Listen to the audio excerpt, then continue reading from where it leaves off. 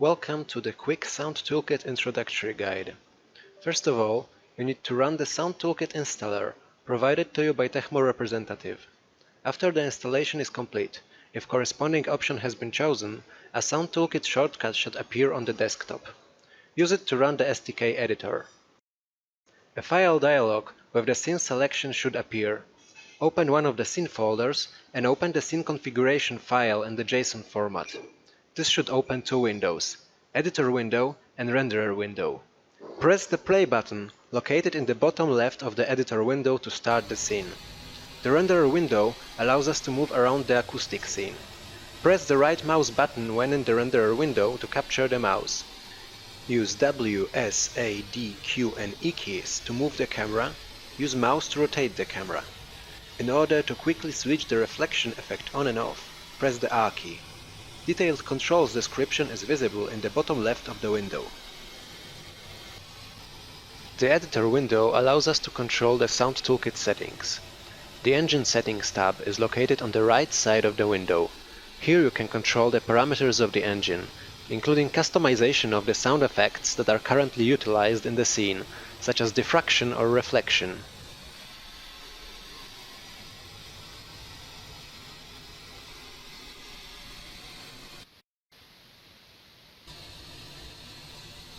On the left-hand side, there are scene settings, such as sound sources, meshes and materials.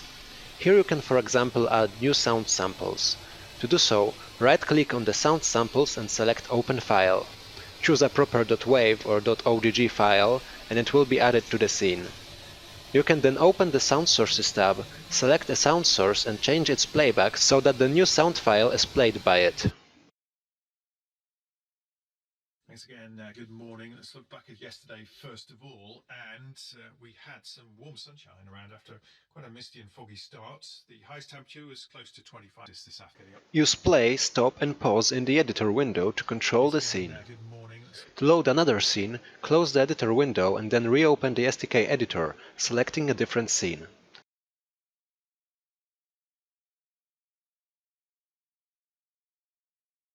Start the scene by pressing play. Notice that in the reflection cross scene the camera movement is restricted. This is due to the camera being controlled by a static animation instead of keyboard input. You can change that setting in the camera options, albeit it is not advised due to scene's unique geometry and purpose. The reflection cross scene was made to test the impact of materials on sound. Each arm of the cross is geometrically identical, but walls, represented with different colors, are covered with different materials. The black-gray walls, floor and ceiling are covered with synthetic, fully absorbent material, meaning that no sound is being reflected from these walls. Due to this configuration, there is always only a single reflected sound path reaching the receiver located in the central chamber of the crossroom.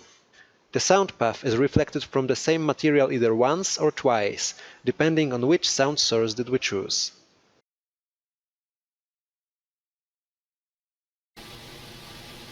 In the cross scene, the sound source selection feature ought to be utilized for the optimal listening. To enable the sound source selection, press the F key. This will cause a sound source description text box to appear in the top left of the window.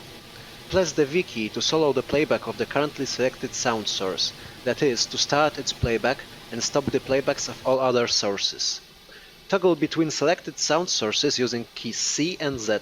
The sound source name in this scene contains information about the material from which this sound source's playback is reflected, and the number of reflections.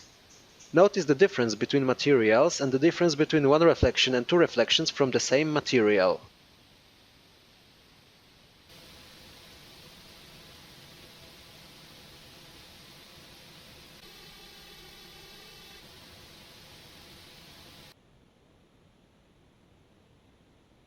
Now, after learning all the basics, feel free to experiment with provided scenes on your own.